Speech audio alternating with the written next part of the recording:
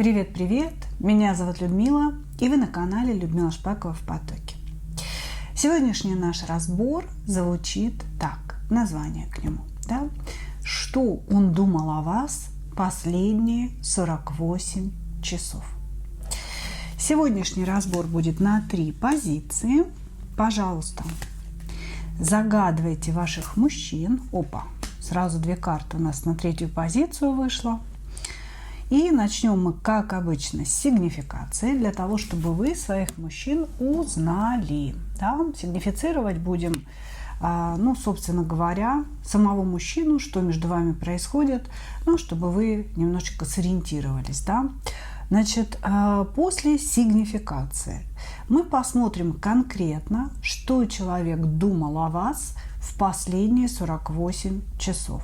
То есть собственно, время, да, ограничено мною не случайно, потому что человек может не думать о вас в течение дня, да, если вы там давно не виделись или у него есть какие-то дела. Но в течение 2 дней, 2 суток, образно говоря, если человек имеет какие-то мысли в вашу сторону, он о вас обязательно подумает.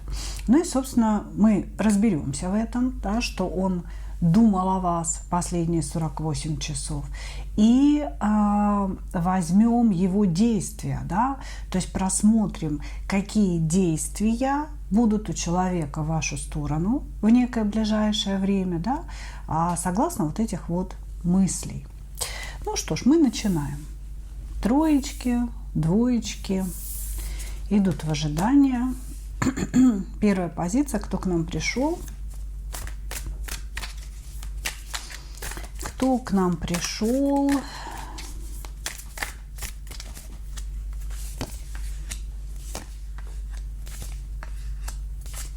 Угу.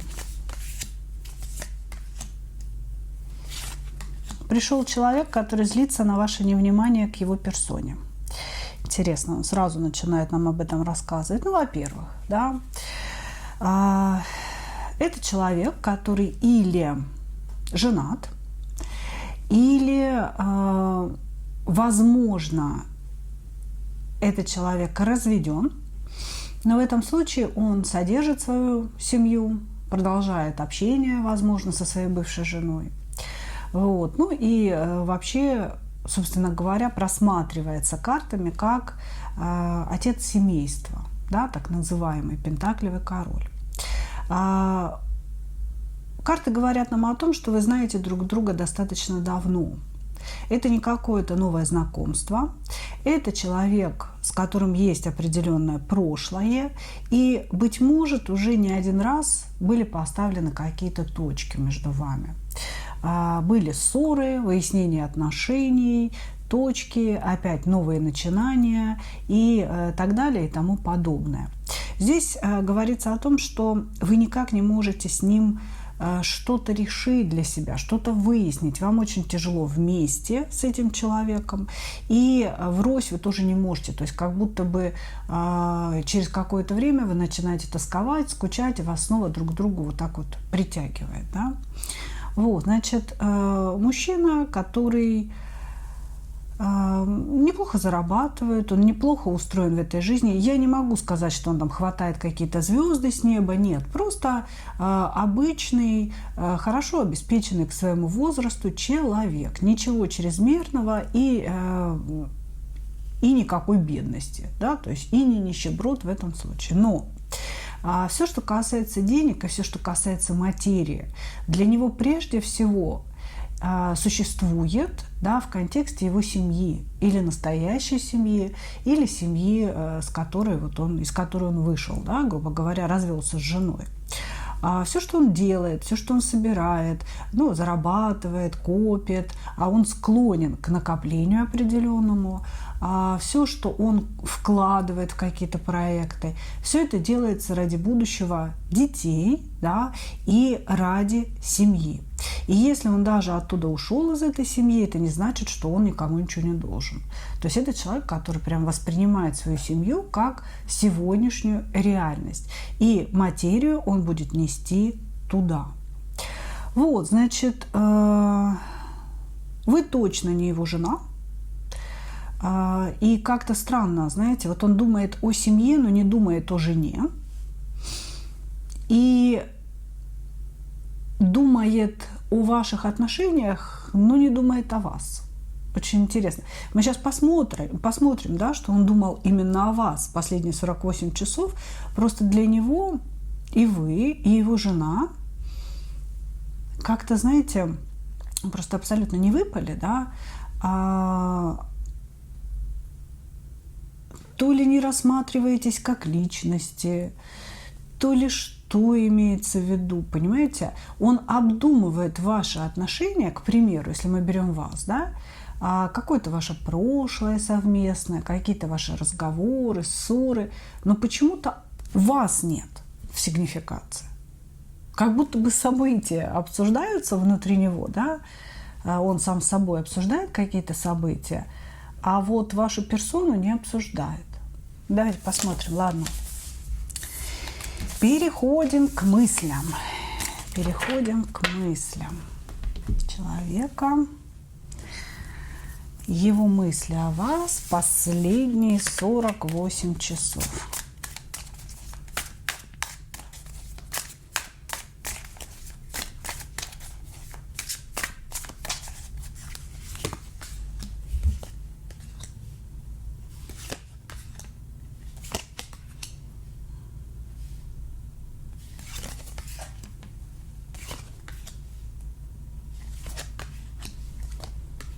Последние 48 часов вы, скорее всего, не общались, потому что здесь мысли об одиночестве. Об одиночестве.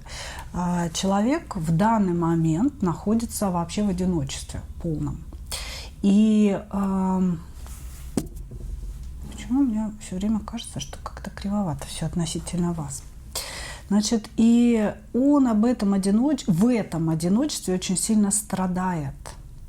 Он говорит, что тоскует по вам, что ему надоела какая-то тишина, и надоело то, что вы не показываете своей заинтересованности. Думал ли он о вас последние 48 часов? Да, он о вас думал, но вы, скорее всего, не общаетесь. И не общались эти последние 48 часов. Он думал о том, как все было когда-то хорошо, когда вы были вместе.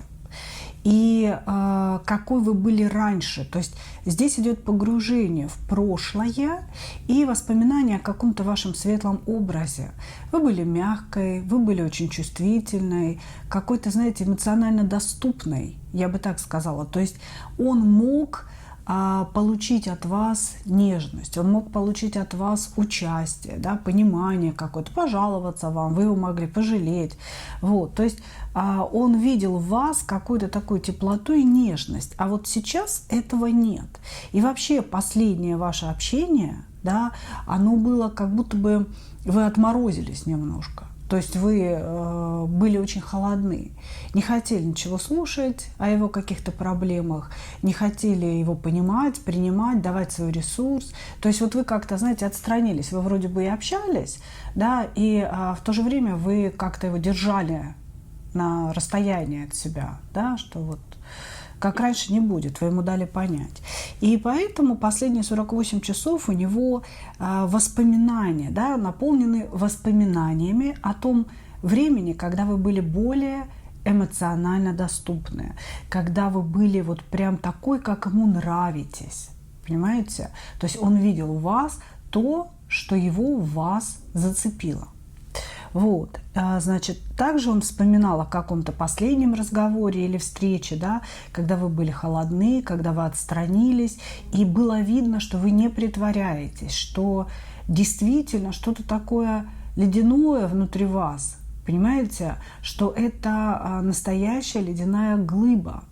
И, к сожалению, да, он как ни пытался в этом разговоре эту глыбу растопить ее у него не получилось. Вот об этом он думал. Потом он думал о том, что вы очень заняты, что вы заняты какой-то работой, какими-то делами, и что у вас абсолютно нет времени на него, на то, чтобы уделять это время ему. А раньше так не было. То есть раньше вы всегда убегали, ну там, не знаю, если вы, допустим, не свободны, убегали от мужа куда-то, там, на работу, типа с подружками пошла ради него. Или вы убегали от своих обязательств, да, допустим, вы работаете, и вы относились к работе весьма так поверхностно, уделяя время этому мужчине, переписывались с ним, созванивались, бежали навстречу вместо обеденного перерыва, к примеру, да. То есть он говорит о том, что раньше она пренебрегала своей занятостью ради меня. Раньше она отдавала свое время мне. А сейчас как-то она вся погружена в свою жизнь, в свою работу. Ей до меня нет никакого дела. Я бы сказала, да, что общий тон его мыслей – это мысли о собственном одиночестве, о том, что время неумолимо движется вперед, ощущение, что человек задумался о старости, может быть, задумался о каком-то одиноком будущем, о том, что вот он никому не нужен. Вот. И вот в этом всем контексте он вспоминал лучшие времена, да, и лучшую вас, когда вы были с его точки зрения лучшей версией себя. Хорошо. Давайте посмотрим, что там, действия какие-то будут с его стороны.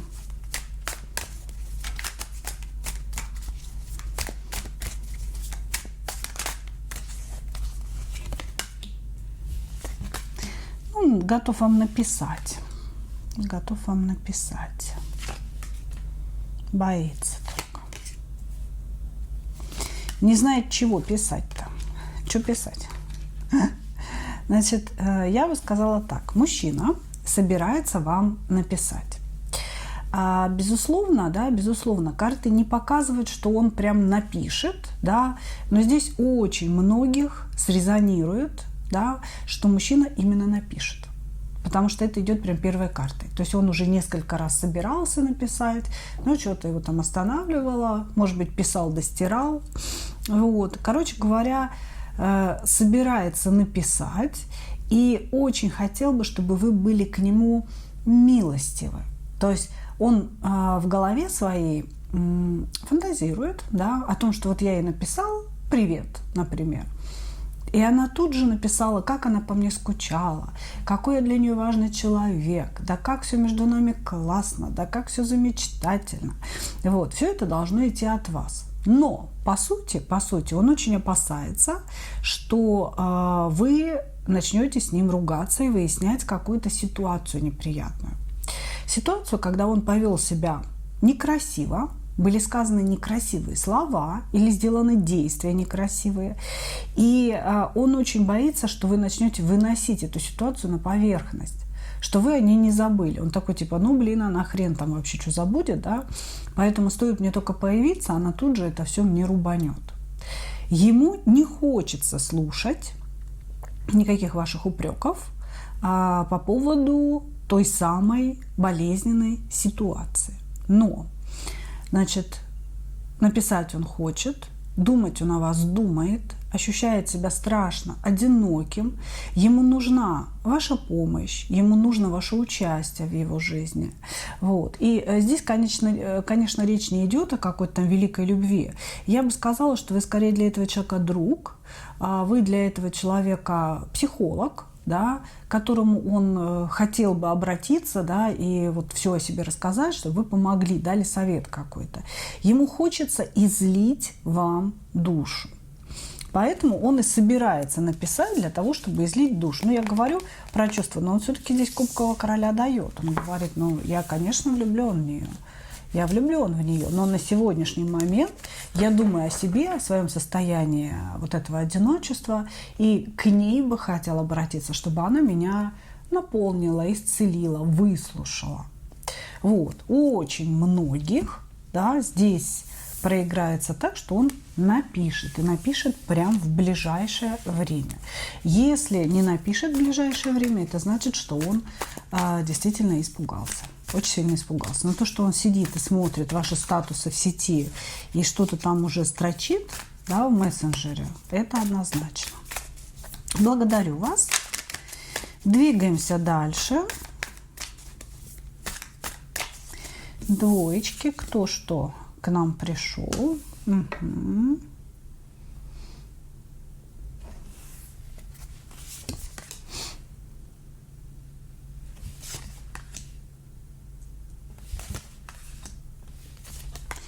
Знаете, из разряда стрекозы из басни Крылова, которая все лето пела да плясала, да, пришла зима, и стрекоза говорит, кушать она хочет. А здесь мужчина, который большую часть своей жизни прожил в каком-то веселье, в каком-то угаре.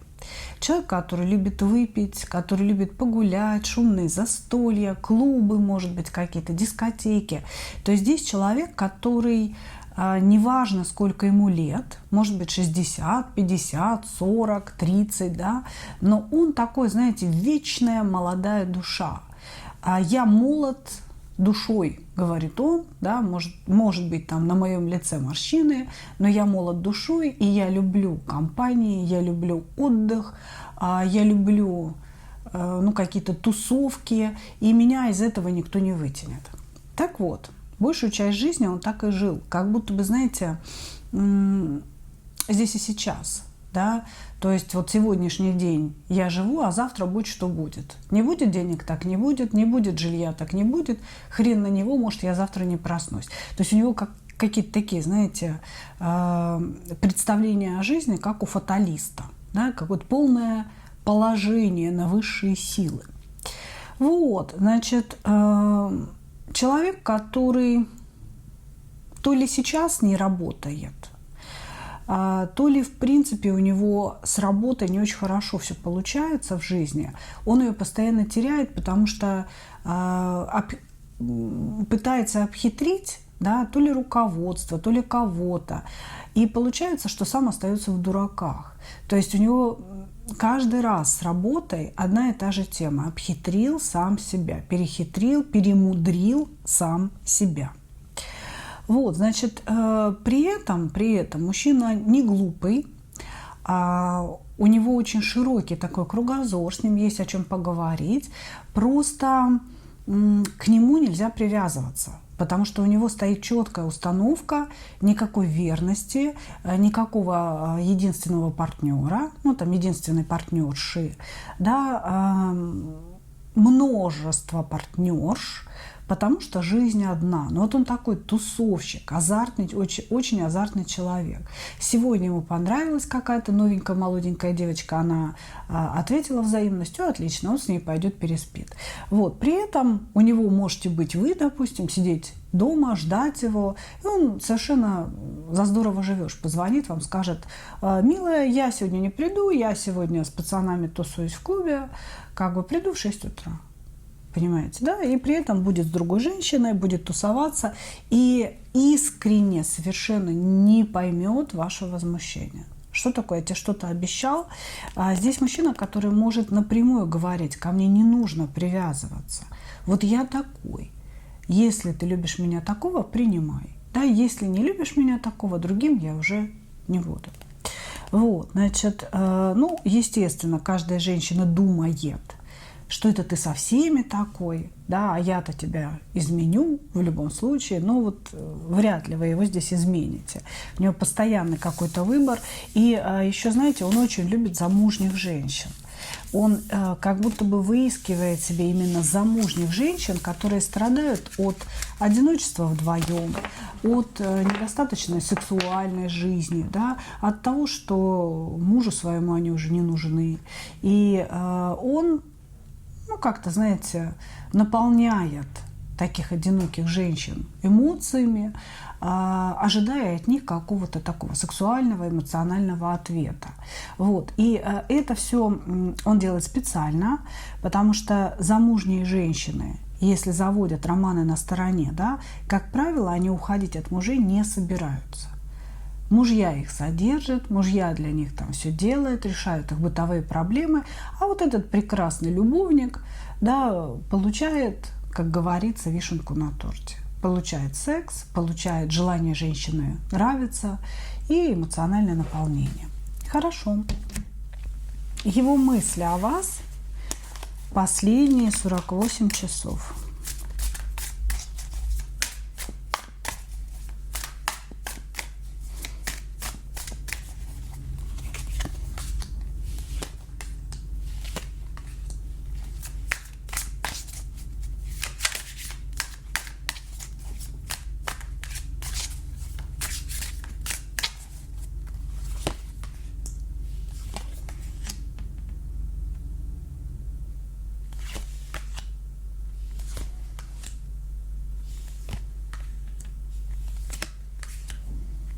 Ну, здесь какие-то, знаете, такие мысли, ну и пошла бы она лесом. Что-то в этом роде. Я вообще не могу сказать, что последние 48 часов этот человек о вас думал. Да? Здесь, ну, в целом все карты говорят нет. То есть даже за 48 часов он о вас не думал. Не думал. Но здесь есть какие-то такие косвенные мысли, которые отдают обидой, агрессией и злостью в вашу сторону. Когда человек говорит, пошла она в одно место. Он такое ощущение, да, попытался вас завоевать. Делал какие-то действия в вашу сторону, рассчитывая, что вы сразу же, как говорится, поднимете белый флаг, да? То есть сразу сдадитесь на его милость. Потому что здесь мужчина нарциссичный, он считает, что он, ну, вообще великолепен, великолепный любовник, он там красив, хорош собой, он считает. И, конечно же, стоит сделать лишь один шаг к женщине для того, чтобы она сдала свои позиции. С вами так не получилось. То есть он говорит, не получилось легко. Не получилось сразу. Я делал все очень красиво, но она хотела чего-то большего. То есть вот мое красиво ей как бы по хренам мороз. Вот. И вот этот вот ваш отказ, да, отказ быстро войти в коммуникацию, почему-то его взбесил. Взбесил, понимаете, может, вы ему напрямую отказали в постели, да, потому что все-таки он здесь про постель, он здесь про какие-то тусы, кайфы и так далее. Вы, скорее всего, отказали в постели или во встрече отказали, вот, и он такой типа, блин, ну как это так? Как такое возможно вообще? Кто она такая? И вот сейчас он проходит этап некого обесценивания вас и проживания гнева и агрессии в вашу сторону. Ну и пошла она. Еще посмотрим, кого она там встретит, да кому она нужна. Такая, да, недоступная. Да кто в наше время за бабами бегает? Да столько этих баб. Да вот я только рукой махну, да ногой свистну, да, и сразу все побегут ко мне. Вот, то есть косвенные мысли, да, сразу оговорюсь, не последние 48 часов. Последние 48 часов не думал он. А вот какие-то косвенные мысли, связанные с вами, вот они были именно такими. Злость, агрессия и попытка задавить в себе собственную обиду вашим обесцениванием. Да, никому она не нужна, говорит он. Окей. Ну, давайте посмотрим. Уж я не знаю, что там между вами произошло. Давайте посмотрим действия человека.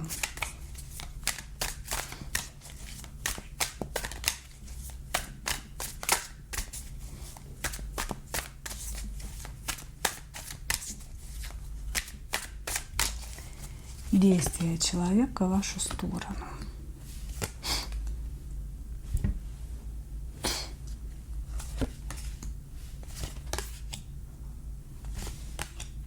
Не будет он действовать.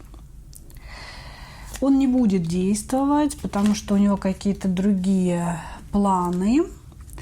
Несмотря на то, что карты все-таки показывают, что у мужчины к вам есть зависимость. Да? То есть здесь у нас и маг, и дьявол в позиции того, что женщина привязала меня на дне колоды, правда. Да? То есть он это скрывает даже от самого себя. у мужчины есть определенная зависимость от вас, но как будто бы он может управлять все-таки этой зависимостью, да, и когда его очень сильно накрывает, он появляется в вашей жизни. А когда это все терпимо, и можно переключиться на кого-то еще, он переключается на кого-то еще. Так вот, в ближайшее время действия человека я не вижу. Он хочет создать у вас ощущение, что он ушел из этих отношений навсегда. Или если вы ушли из отношений, да, допустим, какой-то же разговор его взбесил, что он так переживает, пытается вас обесценить. Если вы ему сказали, что я ухожу и закрой за мной дверь, да, то он может здесь все это воспринимать с позиции «все, ушла, так ушла». Да, умерла, так умерла. Что, ты дверь закрыла? Я закрыл. Все, goodbye. Значит, здесь не будет действий, но внутренне у человека есть ощущение, что это не точка, а некий момент наказания вас за неповиновение. То есть сейчас тем, что он бездействует, сейчас тем, что он по своей, скажем так, обычной привычке, обычной манере, скорее всего, на какой-то тусовке был. Здесь вообще такое, знаете, интересное ощущение, что за последние 48 часов он или пьяный был, или какой-нибудь там уколотый, или что-то в этом роде. То есть у него проблемы с сознанием, ощущение, что он спит, или вот какой-то такой, знаете, полубольной, голова болит. То есть вот это вот отсутствие мысли, оно очень своеобразное у него. Вот. Значит, действий не будет, потому что он хочет вас проучить, он хочет вас наказать, создать видимость того, что он ушел из этих отношений навсегда, потому что ты виновата, ты сама все разрушила. Ну а кто? Естественно, вы. Вот.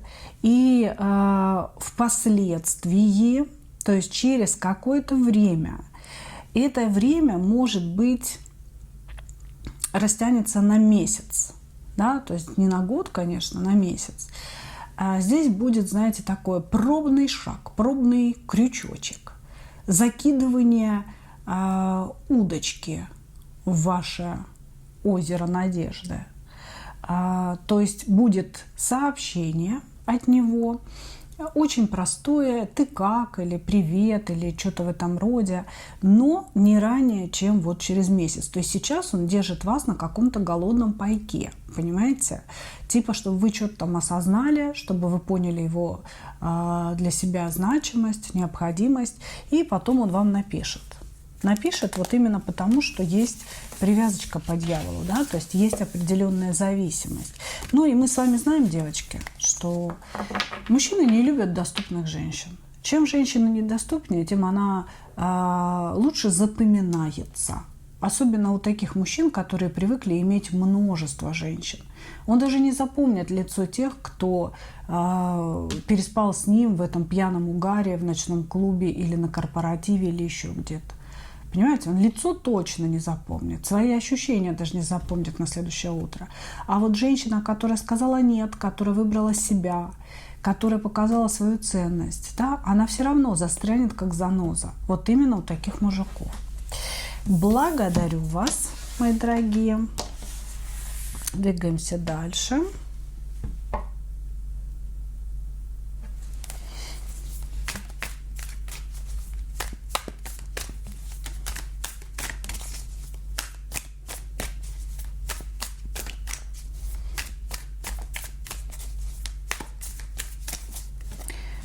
Так, троечки и целых 2 карты на сигнификацию.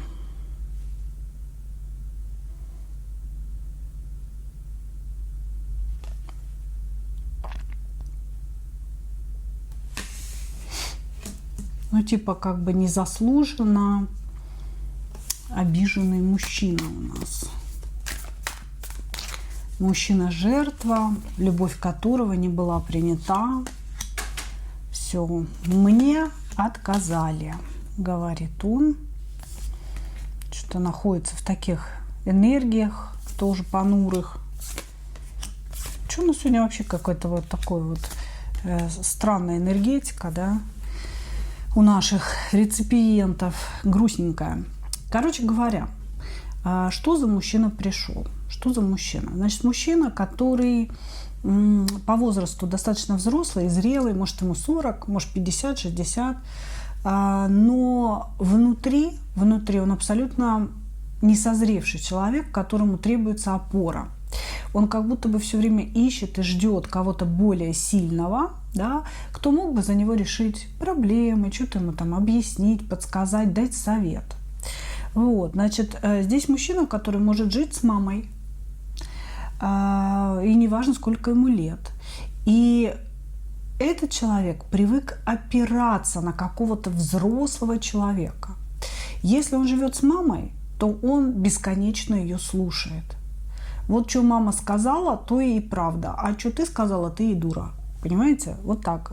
Такая у него позиция. Или же, если он живет самостоятельно, да, то, может быть, у него есть какой-то старший товарищ, брат. Может быть, конечно, и отец, хотя здесь не фигура отца указана, вот, к которому он все время обращается. Знаете, ощущение, что человеку постоянно нужна поддержка. Может быть, имеется в виду семья, понимаете, что вот он приходит на какой-то семейный совет, и они там все сидят за столом, он говорит: так, значит, я хочу бизнес открыть, подскажите, что будем делать, как мне делать и так далее. И они вот это все ему говорят. Или у меня на работе сложилась такая ситуация, и вот коллегиально семья принимает за него решение. То есть вот он сам абсолютно не зрел, как будто бы он не может опираться на свою собственную мудрость, опыт, ум, в решении любых вопросов жизни. Но чаще всего так показывают маменькиных сынков, которые великовозрастные, но в то же время без маминого разрешения, без ее слова, без ее мудрости они шагов никаких никуда не делают. Вот. В принципе, человек мог бы быть мечевым королем, то есть интеллектуальным, разумным, рациональным человеком, очень-очень спокойным, если бы он так сильно не задержался, да, в своем детстве, я бы сказала. То есть он внутри маленький мальчик, который боится ответственности, которому нужен взрослый человек. Он его готов взять за руку и с ним идти за руку. Вот. При этом мужчина очень сильно хочет настоящей любви, хочет, чтобы женщина его была красивая, такая вся самодостаточная. Сильный человек рядом, да, опять же. Красивая, самодостаточная. Здесь вообще такое ощущение у меня, что они с мамой ждут, когда найдется такая же мама, значительно старше его самого, которая возьмет за него ответственность. И его мама, которая уже, может быть, старенькая, да, передаст его, как знамя победы, новой женщине. Но женщина будет выбрана тоже только с позволения мамы. Здесь вот какая-то такая история, что вот он прям... Я ищу женщину не для партнерских отношений, да, для того, чтобы она была такой мудрой, самодостаточной, взяла меня за руку и дальше вела. Потому что мама вот уже как-то не справляется, да. Хочу, чтобы меня другая женщина вела. Вот. Что здесь между вами? Вы не вместе, вы находитесь на расстоянии. И этот человек не знает, какие подходы ему к вам подобрать. Тут вообще ощущение, что или между вами ничего не было, или вы только познакомились, только все начинается между вами. Потому что он воспринимает вас как некий план. Да? То есть я должен придумать, как мне взаимодействовать с этой женщиной, и я должен очень хорошо подумать, что у нас с ней получится, а что не получится. Вот. То есть здесь по умеренности между вами, по сути, ничего не происходит, ни хорошего, ни плохого. Все очень ровно, похоже на дружбу или на взаимодействие по работе, когда вы общаетесь, он может быть очень приятным мужчиной, да, вы общаетесь, вы ему... может быть, там в чем-то помогаете, как-то флиртуете, посмеиваете, хихикаете, может быть, даже там угощаете друг друга кофе. И вот вы заглянули, чтобы посмотреть, да, собственно говоря, что этот мужчина там о вас думает. Вот. А он как-то вас вот воспринимает, да, как некое возможное будущее. Да, то есть он рассматривает какие-то планы в вашу сторону. Хорошо. Давайте посмотрим, что он думал последние 48 часов.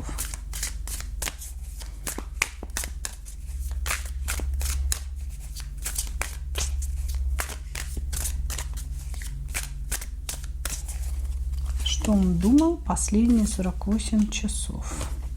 Работал он последние 48 часов. Угу. Он не просто думал, он разговаривал о вас с кем-то, это мама или какой-то еще взрослый товарищ, да, он с этим человеком разговаривал, и наш, значит, парень то ли был женат раньше, и ему очень сильно разбили сердце, и вот смотрите, сейчас объясню. За последние 48 часов он пришел куда-то и с неким человеком обсуждал вас. Он спрашивал у этого человека: ну, она такая классная, да, мне с ней хорошо, может быть, мне ее рассмотреть на роль своей будущей избранницы. И вот этот человек, с кем он вступил в диалог, мама, да, или отец, или старший брат, этот человек начал вспоминать некое прошлое, да, да вспомни ты свой прошлый брак, ты что? Ты вспомни свою жену, она же тебя оставила без штанов, она разбила тебе сердце, она тебе изменила, она тебе то, она тебе все сделала. То есть вот этот человек, да, с кем он вас обсуждал, уговаривал этого мужчину не рассматривать вас с позиции будущей избранницы. Если он не был никогда женат, разговор строился немножко по-другому, да, то есть ему говорилось: ты посмотри, сколько случаев, когда женщина ободрала мужчину. Вот посмотри, у нас сосед с 5-го этажа, да, Сашка, жена же его без штанов оставила. Да ты посмотри, твой брат Василий, его жена детей родила от соседа. Понимаете, то есть здесь были какие-то такие грязные сплетни, нехорошие слова. По сути, вы к ним вообще не имеете отношения. Это какие-то или домыслы, да, или сейчас вот для достижения цели мы притянем все, что угодно в это пространство, да. То есть некий человек отговаривал мужчину с вами взаимодействовать дальше. Он, надо признать, в своих мыслях сопротивлялся этому человеку, да, то есть он, может быть, говорил: да, я понимаю, ой, да нет, все, я уже передумал, с ней что-то там дальше мутить, но в мыслях своих он сопротивлялся и говорил: ну, все-таки мне хочется попробовать, потому что мне кажется, что наши сердца с ней говорят в унисон, что мы с ней очень близки в каком-то мироощущении, миропонимании. Это было не про сексуальность, это было про какие-то интеллектуальные разговоры, про духовность. Возможно, вы с ним вот как-то на одном языке говорите. Вот. То есть он мысленно сопротивлялся словам другого человека у вас о том, что не надо с вами взаимодействовать. При этом словами сказал: да, я с ней взаимодействовать не буду. Вот. И вот он о вас думал. Он думал о том, что очень давно он один, что ему очень тоскливо, что он несет на себе большое количество ответственности, хотя, вот, судя по его сигнификации, этого нет, он просто так ощущает свою жизнь, что он несет большое количество ответственности. И типа того, что уже вот пришла пора с кем-то эту ответственность разделить. Хорошо. Действия.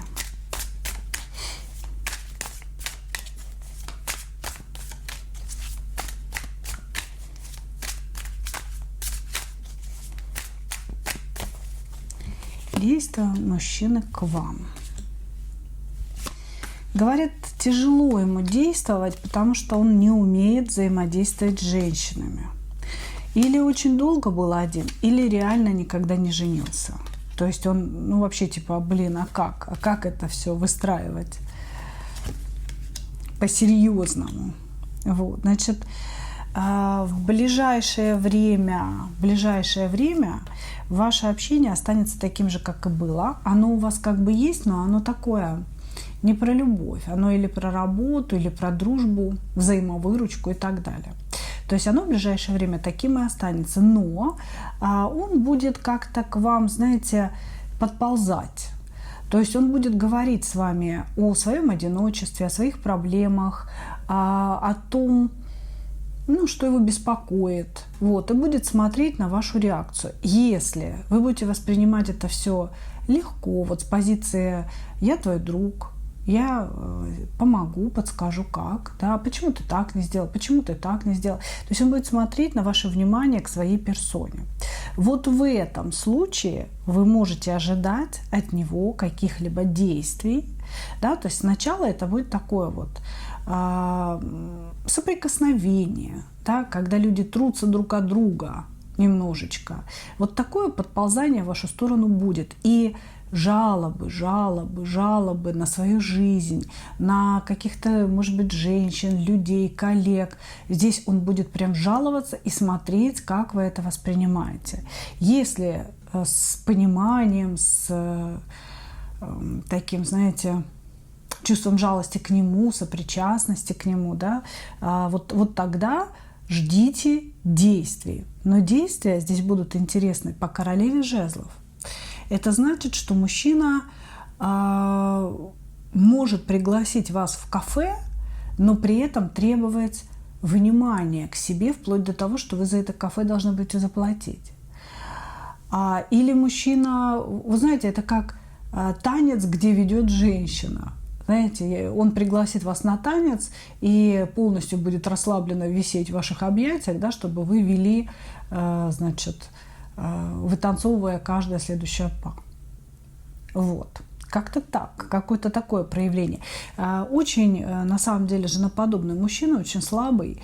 И он, конечно же, ждет, что вы будете ухаживать за ним, и ждет, что вы будете его кружить вот в этом танце любви. Понимаете? Прям вот он в этом уверен, что так и должно быть. И никак иначе.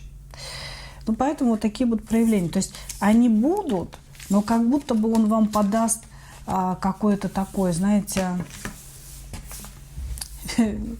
даст вам возможность проявиться в его сторону. Вот так. Не он по-мужски проявится, а как бы намекнет вам на то, что ну все, вот я тебе разрешаю, начинай меня завоевывать. Ну вот как-то так это все будет, девчонки. Ну что, мои хорошие, вот такие сегодня у нас были мысли. Надеюсь, что какие-то вещи с вами срезонировали, вы слышали свои ответы на вопросы. Обязательно пишите комментарии, обязательно ставьте лайки, мои дорогие. И не забывайте подписываться. На канале вы можете написать комментарий только если вы подписаны на канал.